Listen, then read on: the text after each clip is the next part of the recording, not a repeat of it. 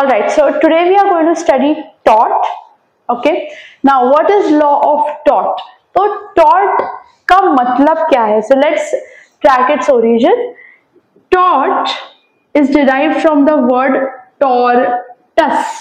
Now what does tortus or tortum mean? It means a wrong or twisted conduct. So any conduct which is little bit wrongful या जिसमें कुछ भी गलती है, correct नहीं लगता जो हमें, वो टॉर्ट हो जाता है. सो टॉर्ट इज एनी रॉन्ग. तो एनी रॉन्ग मतलब लॉ तो सारे रॉन्ग से ही डील करता है, तो क्या सब टॉर्ट में आते हैं? नो. जिनके लिए हमने अभी तक लॉ नहीं बनाया था, जो कोडिफाइड नहीं थे. So let's understand codified and uncodified. Law basically दो तरीके का होता है, कोडिफाइड, अनकोडिफाइड. कोडिफाइड लॉ है जैसे कॉन्ट्रैक्ट एक्ट हमने देखा या इंडियन पीनल कोड देखा, तो उसमें सेक्शंस है. हम बोलते हैं सेक्शन 370, सेक्शन 375, सेक्शन 1, 2. तो these are nothing but your codified law. Majority of our law is codified. सब में सेक्शंस है. तो आप अगर कोई मूवी में वगैरह भी देखते हो तो वो बोलते हैं सेक्शन दिस के तहत. So this is called codified law. But जिसमें सेक्शंस नहीं बनाए गए हैं, those are uncodified law. Now tort जो है वो अनकोडिफाइड लॉ है, विच मीन्स हम जो टॉर्ट सीखने वाले हैं उसमें कोई भी सेक्शंस नहीं होंगे. It's going to be just ये गलत है, वो गलत है, ये सजा है, वो सजा है.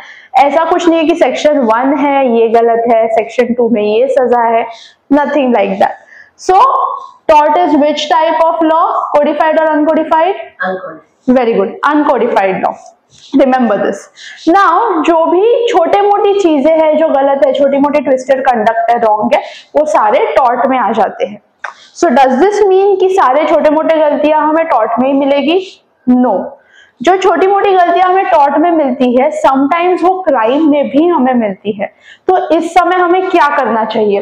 Late us understand that.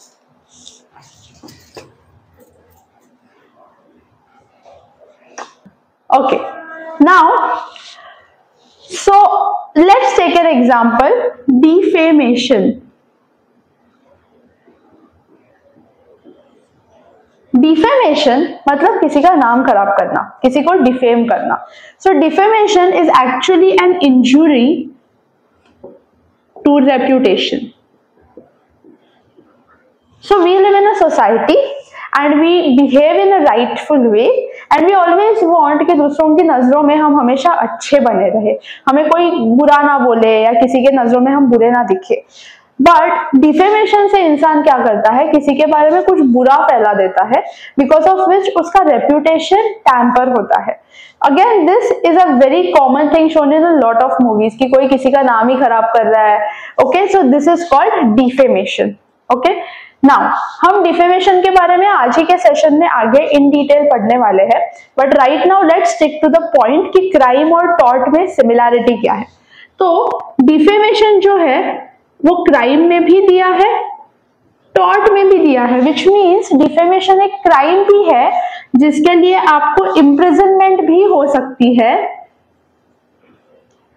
And tort भी है जिसके लिए आप कंपेंसेशन भी मांग सकते हैं. सो दोनों चीजें हैं. So if someone defames you, what will you do? Tell me. आप क्राइम में जाओगे, आप टॉर्ट में जाओगे, आप दोनों में जाओगे अगर किसी ने आपका नाम खराब कर दिया?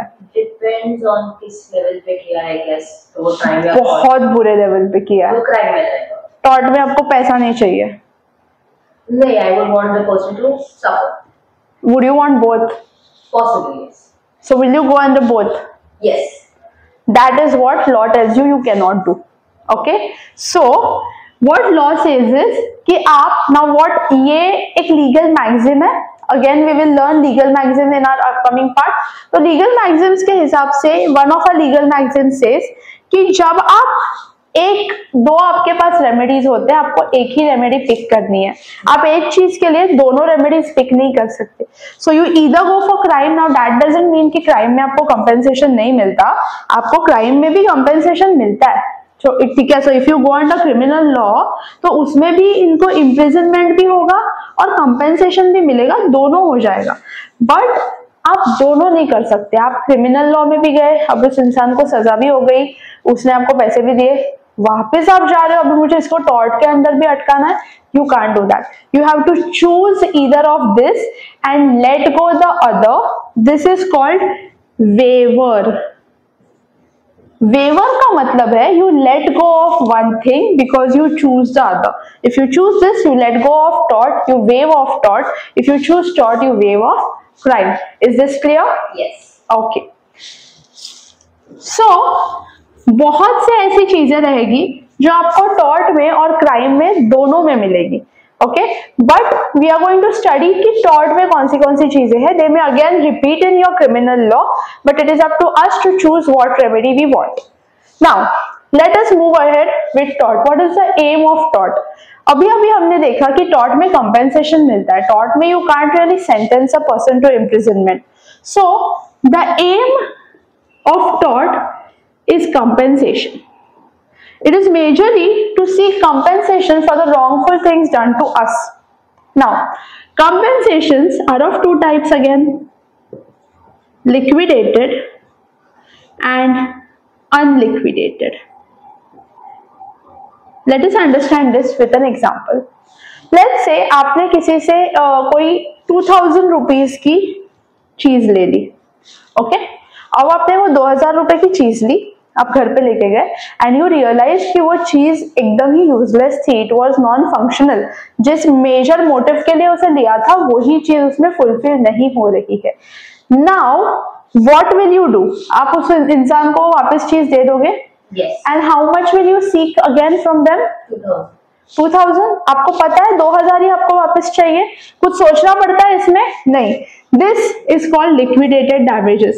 So where the damages are pre-decided, ठीक है? Damages मतलब ही compensation। जब आप कुछ सीख करते हो ना, अगर आपके साथ किसी ने बुरा किया है तो जो आप मेरे साथ बुरा हुआ अभी मुझे इतना पैसा दे दो, इस कॉल्ड damages और compensation.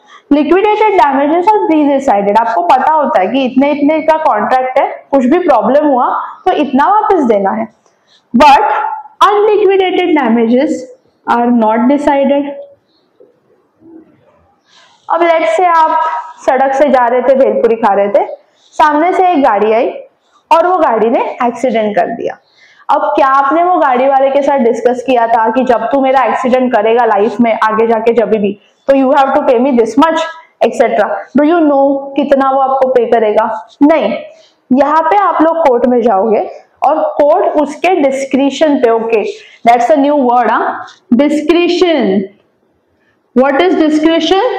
Discretion is where the court decides खुद से, अपनी जजमेंट यूज करके, अपना एक्सपीरियंस डिसाइड करके कोर्ट डिसाइड करता है कि कितना मिलना चाहिए आपको। नाउ कोर्ट खुद के डिस्क्रिशन पे आपको बताएगा कि ओके इन दिस केस इतना बनता है। That is called unliquidated damages. बहुत से सारे टॉर्ट होते हैं जिसमें हमें पता ही नहीं होता कि कितने डैमेजेस रहेंगे। फॉर एग्जाम्पल अभी आप यहाँ पे बैठे हो, समथिंग फॉल्स ऑन यू, तो हैव वी डिसाइडेड कि जब कुछ गिरेगा तो हम कितना पैसा देंगे? नहीं।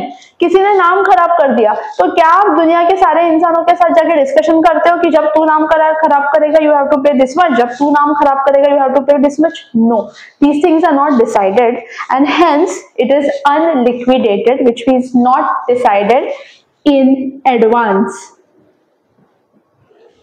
हमारा पूरा का पूरा tort is focused on unliquidated damages. So what kind of damages does tort give you? Unliquidated damages. Remember, this is an MCQ which has been asked in previous year question papers. So ये पूछ सकते हैं कि tort कौन से type के damages पे focus करता है? Unliquidated damages.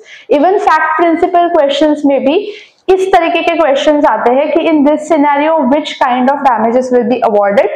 Always remember unliquidated damages is your answer. Is this clear? Yes. Any doubt so far? No. Okay.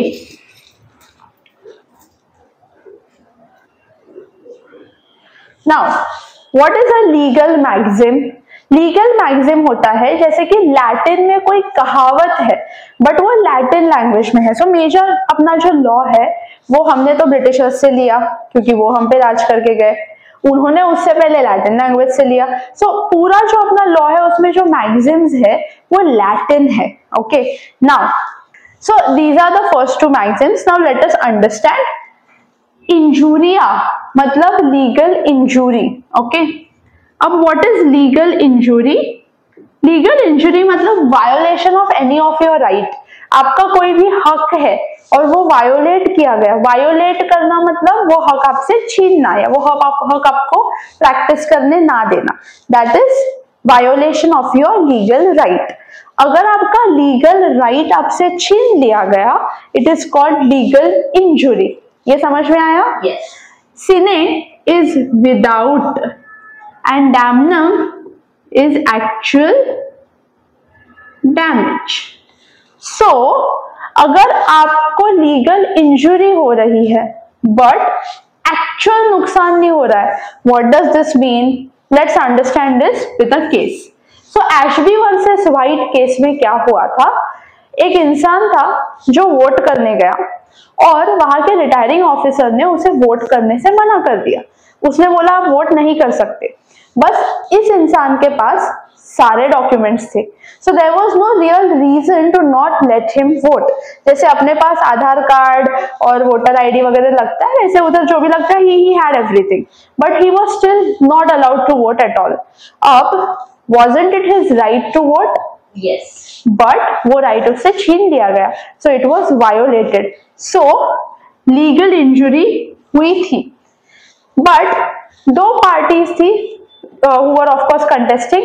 Let's take an example कि वो दो पार्टीज थी Apple and banana. Now apple banana दो parties थी। This is an example, apple banana नहीं था but Apple को उसे वोट करना था एंड पार्टी जो जीती वो भी एप्पल ही जीती। तो मुझे बताओ, अपने इंसान को वोट करना था एप्पल के लिए, उसे बोला तो वोट नहीं करने का, तो उसने वोट नहीं किया बट एट द एंड जीती एप्पल ही, तो कोई भी नुकसान हुआ है उसका? No.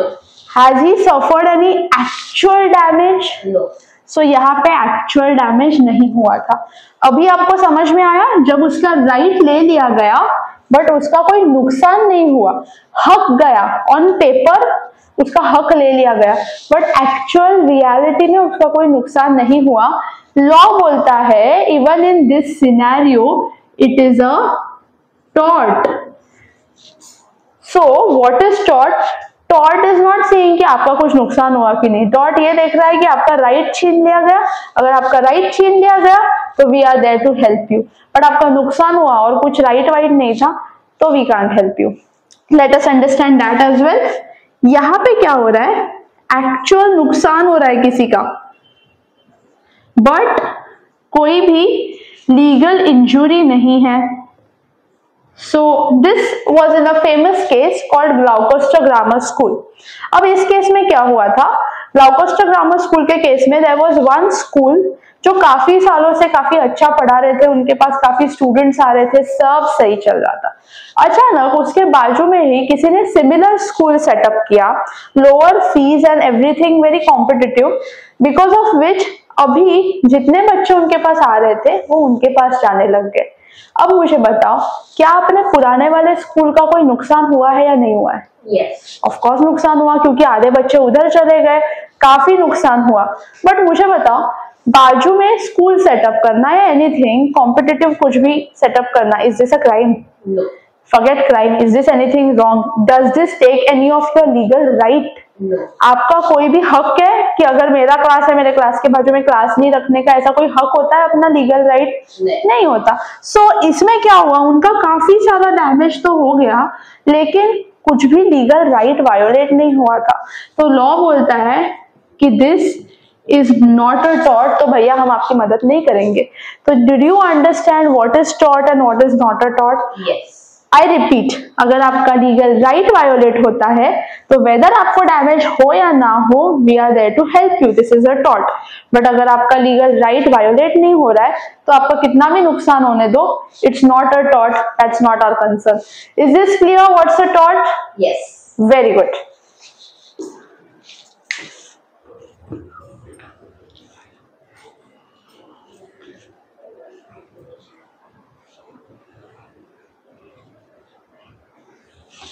Now let us understand the first टॉट. वैसे तो we were going to start with different torts, but क्योंकि हमने डिफेमेशन स्टार्ट कर ही दिया था, लेट्स स्टार्ट विद डिफेमेशन. फिर हम हमारे बाकी के टॉट पे आ जाएंगे जो मेजर टॉट है. अब defamation as we have already discussed is harm to your reputation. तो अगर कोई भी आपका नाम खराब करता है कहीं पे भी जाके तो इट्स ए डिफेमेशन. बट इसमें कुछ चीजें हमें याद रखनी है.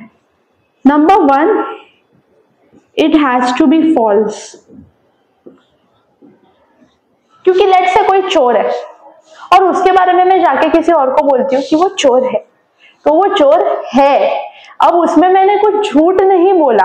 अगर इट इज प्रूवन कि वो चोर है then it's not defamation. Also अगर मैंने बोल दिया वो चोर है एंड ही इज सेइंग कि नहीं I am not, this is a defamation, and I prove that उसने चोरी की है, then it is not a defamation. It has to be false. Okay, because if it's true then it's not defamation, क्योंकि जो सच है वो defamation नहीं है. Is this clear? Okay. Second, it must be defamatory. अब कुछ लोग क्या होते हैं, बड़े ही सेंसिटिव होते हैं. कुछ भी ऐसे ही बोल दिया तो भी हर्ट हो जाता है कि ये डिफेमेशन डिफेमेशन. डिफेमेटरी सेंटेंस वो होगा जो किसी को भी हर्ट करेगा. ऐसा नहीं that because you are a sensitive person I can't say that to you. Defamatory sentence will be defaming in eyes of everyone. So it has to be defamatory in the first place. Is this clear? Next, it has to be made to a third person. I have a question about the second one. Yes, tell me. So you said that वो हर किसी के लिए defamatory होना चाहिए.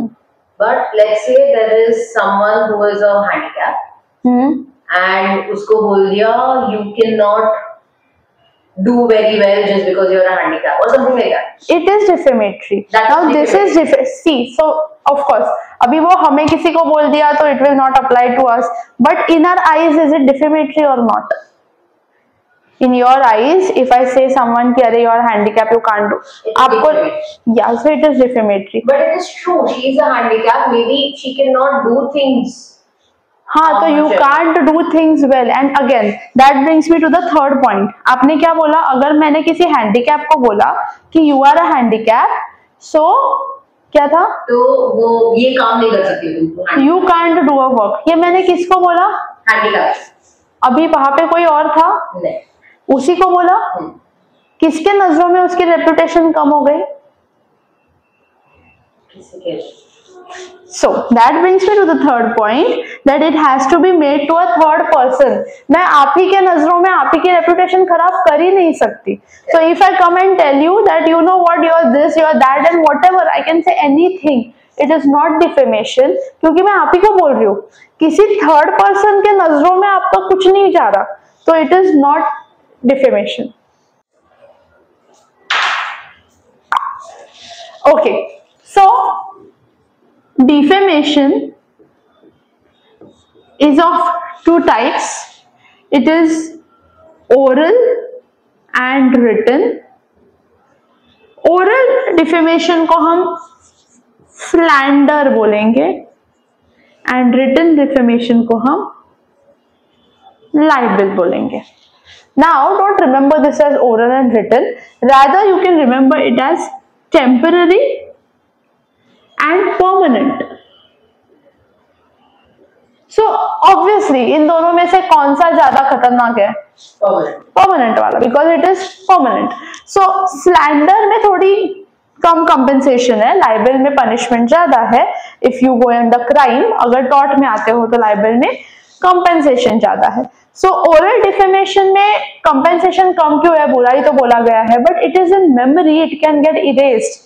Memory can be erased over the time, a person can forget it. But ये जो है वो कोई भूल ही नहीं सकता. So this becomes a more grave tort. Okay. Now oral मतलब जो बोला गया है, written मतलब सिर्फ लिखा गया ही नहीं आता, उसमें anything that is documented is a written defamation or libel. Example, अगर किसी ने कोई मूवी बना दी, तो कोई बहुत से मूवीज में देखो डिफेमेटरी मूवीज करके कुछ, जैसे बाजीराव मस्तानी में काशीबाई's family had done a suit against the movie because they represented her in the wrong light.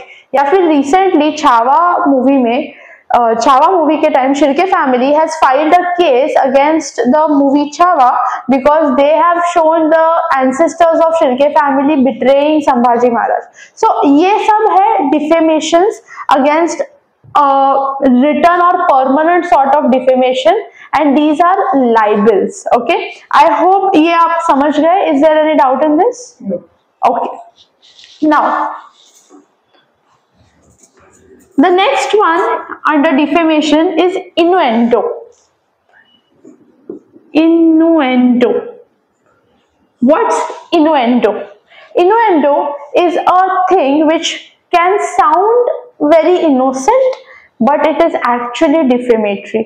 तो डबल मीनिंग वाली चीजें जो सुनने में तो बड़ी ओकेश लगती है, कुछ गलत नहीं लगता, बट उसका मीनिंग कुछ गलत निकल सकता है. जैसे let's take an example that mister X is a gynecologist, okay, and Miss A is a unmarried woman, ठीक है, a young unmarried woman, and someone says that you know Miss A has been visiting Dr. X a lot these days.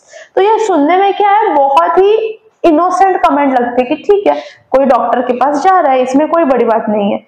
But because Miss A is unmarried here and Mr. X is a gynecologist, or let's say he's a childbirth specialist or whatever, so this becomes an innuendo because this is defamatory to Miss A even if it's said very innocently. Do you understand innuendo here? Yes. Hope you have understood this. Now let us see the defenses of defamation. What is a defence? अगर आप पे किसी ने complaint file किया कि आपने defamation किया है, तो आप खुद को बचाने के लिए क्या डिफेंसेस यूज कर सकते हो. सो प्लेंटिफ होता है जो एक प्लेंट दर्ज करता है कि ये मेरे साथ बुरा हुआ है, एंड डिफेंडेंट होता है जिसके अगेंस्ट बोला गया है, जो खुद को डिफेंड करता है कि मैंने नहीं किया या फिर आई एम इनोसेंट. तो आप खुद को इनोसेंट कैसे प्रूव करोगे? अब व्हेनेवर वी डू डिफेंसेस, आपको हमेशा ऐसे ही सोचना है कि अगर मुझ पे ये केस आया है, मैं खुद को बचाने के लिए क्या कर सकता हूँ. सो फर्स्ट डिफेमेशन का defence is a truth. You have to prove that आपने जो बोला वो सच है, या फिर in any way it is true. अगर सच है तो it just can not be defamation, कितनी भी बुरी बात होने दो. If it is true it's not a defamation. Okay. Second, a fair comment.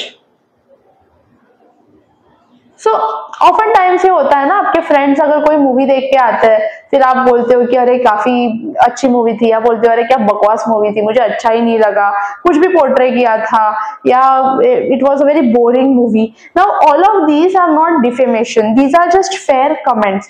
सो कोई भी रिव्यू देना या कोई भी किसी भी चीज के बारे में कुछ भी बताना, it's of fair comment and it is allowed. इसमें काफी सारी चीजें आ सकती है. आप उसमें इस हद तक बोल सकते हो that you know it's a very foolish book or it's a very vulgar movie. Okay, although vulgarity is subjective, but if you feel it's a vulgar movie and you say it's a very vulgar movie, or it's very obscene, yeah, very boring, all of that is a fair comment and fair comments are allowed. Okay. So is it that fair comments are only there in public property wali cheezein, like a movie or a book or something that is given to the public to read, enjoy, judge? Fair comment can be on, it's a comment, so it will not be a comment on your character as such, it's a comment on your work. Oh. Okay. And also fair comment का काफी ज्यादा use करते हैं newspapers. Okay. Now if they don't want to defame, what do? They put a question mark. The movie, is it a hit or a flop? Question mark. Question mark डाल दिया, conceal हो गया. It's no more a comment, it's just a comment. They are just asking. They are asking you. So these are the ways कि defame किया जाता है, but question mark वगैरह से उसे छुपाया जाता है. Okay. Third, privilege. Now privilege मतलब क्या, प्रिविलेजेस होते हैं, जैसे कोर्ट में अगर कोई केस हो रही है तो 10 चीजें बोली जाएगी। लेट्स से जज ने बोल दिया कि ओके यू आर अ चोर and because under blah blah blah blah ये you are sentence to imprisonment और एनीथिंग। वो बंदा जाके अपील कर रहा है, अपील करने के बाद वो जीत रहा है, इज एक्विटेड, ये काफी बार होता है। तो क्या वो जाके वो जज के अगेंस्ट केस करेगा कि यू कॉल्ड मी अ चोर while I was not a चोर, सो नाउ डिफेमेशन? नो। सो प्रिविलेज में सारे जो कोर्ट कचहरी के मामले हैं वो यहाँ पे आते हैं, because it's a fair thing, वहां पे एक फेयर ट्रायल हो रही है, no one is trying to accuse anyone या मैलिग नहीं कर रहे हैं, it's just a fair thing going on. वैसे ही पार्लियामेंट में आपने काफी सुना रहेगा कि कुछ भी बोलते हैं एक दूसरे को, क्यों बोलते हैं? उधर तो डिफेमेशन के केस ऐसे सेकंड सेकंड पे बनने चाहिए, बट नहीं बन रहे हैं क्योंकि पार्लियामेंट में प्रिविलेज है, and because of the privilege they can say anything, it doesn't constitute defamation. Now there are further deeper things in this, जैसे absolute, qualified, which we will be learning in detail later. Okay, so this is all about defamation. Any doubts so far? Okay.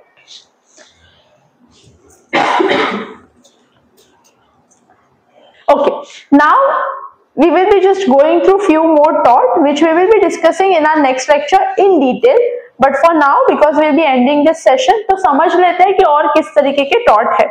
तो सबसे पहले vicarious liability।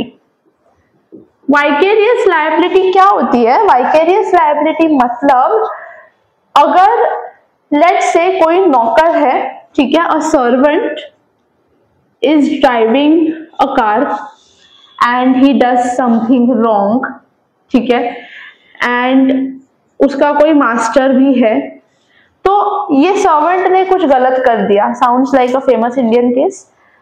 तो example, servant ने कुछ गलत कर दिया, तो कौन लायबल होगा? ये सर्वेंट लायबल होगा या मास्टर लायबल होगा? Actually servant but master. Okay, now see why. अगर ये सर्वेंट अभी एम्प्लॉयमेंट में नहीं है, ठीक है, लेट्स से कि उसके वर्किंग आवर्स खत्म हो चुके हैं, वो खुद की गाड़ी चला के जा रहा है, तो he is no longer the servant at that time, hence he will be liable. But अगर he is in the course of employment, ठीक है, in that case the master is liable. तो यहाँ पे this is called vicarious liability, the vicar और the master becomes liable. The reason for this is कि एक तो servant will not have the compensation to pay, and second अगर हम ये रूल नहीं रखते ना तो हायर एंड फायर रूल हो जाता, जिसका मतलब अगर मुझे कुछ गलत करना है, ठीक है, बट मुझे जेल में नहीं जाना, तो I hire someone, I'll make them do it and then I'll fire them. तो वो person is undergoing the imprisonment, whatever I can give them the money. Although ये होता है कहीं कहीं पे, but ये hire and fire rule से बचने के लिए vicarious liability बनाई गई। So remember, in vicarious liability, the master is responsible for the acts of the servant. Is this clear? Yes. इसी के अंदर आ जाते हैं दो legal maxims. Maxim number 1, respondeat superior, मतलब जो सुपीरियर होगा वो रिस्पॉन्सिबल होगा, and second qui facit per alium facit per se. बाप रे, इसका मतलब क्या है? One thing that is done by someone, ठीक है, जैसे let's take an example, I make you shoot someone, ठीक है, so I am making you do something, so you are doing something on my behalf, it is as good as मैंने वो किया है। So when someone does something on someone else's behalf, it is as good as he did it himself. So if I give supari to someone to kill someone, it's as good as you killed that person. So both of us will get punished. Yeah, of course. The supari one because he did the act. अगर crime में जा रहा है तो it's a different treatment, but majorly आप पे आएगा because you were the one to ask him to do it. So you are liable. Vicar is liable. ये समझ में आया? Okay. Quickly moving on to our next thoughts.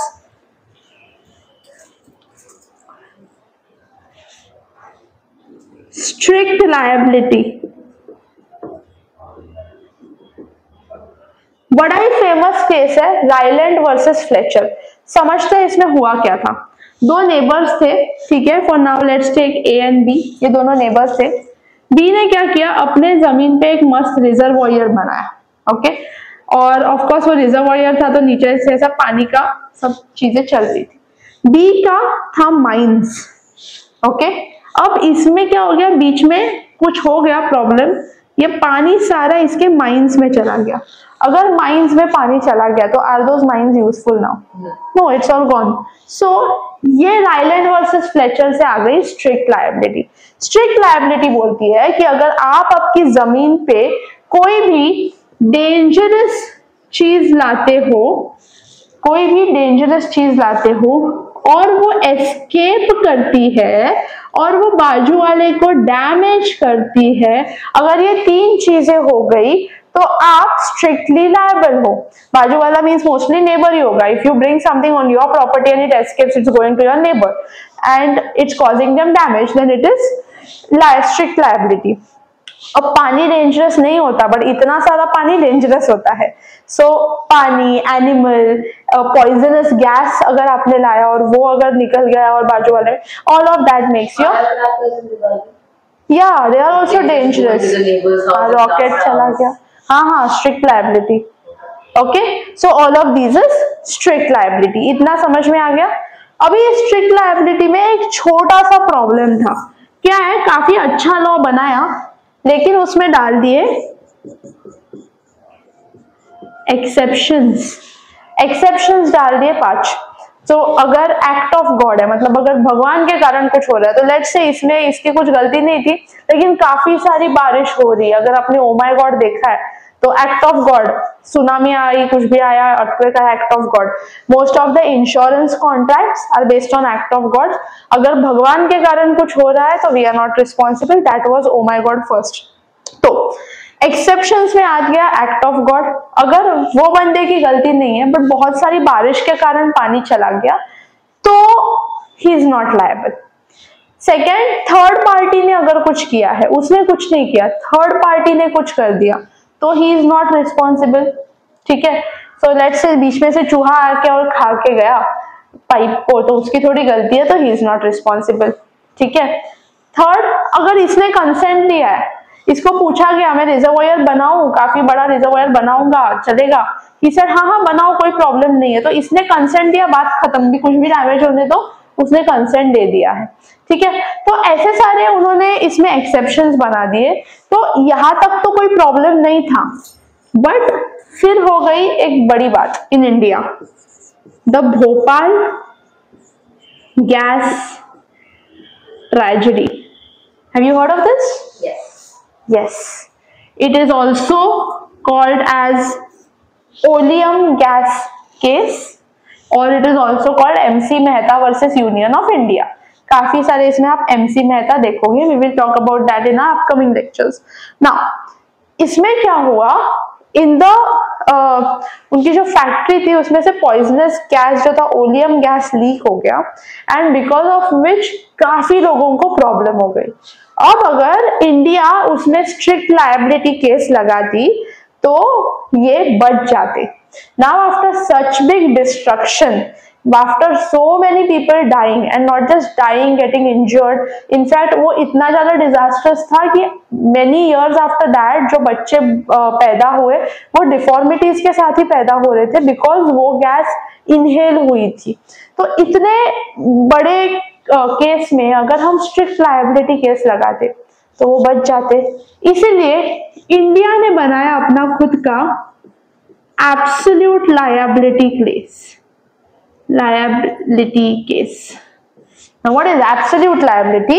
Absolute liability बोलती है अगर आप कुछ भी डेंजरस लाते हो खुद के जमीन पे और वो एस्केप करता है और किसी और को, सेम चीजें जो हमने यहाँ पे लिखी थी, dangerous, escape, damage, then you are liable without any exceptions, no exceptions। चूहा आया, एक्ट ऑफ कुछ नहीं, you brought something, it escaped, it caused a problem, you are liable। So what is absolute liability, guys? It is basically strict liability minus its exceptions।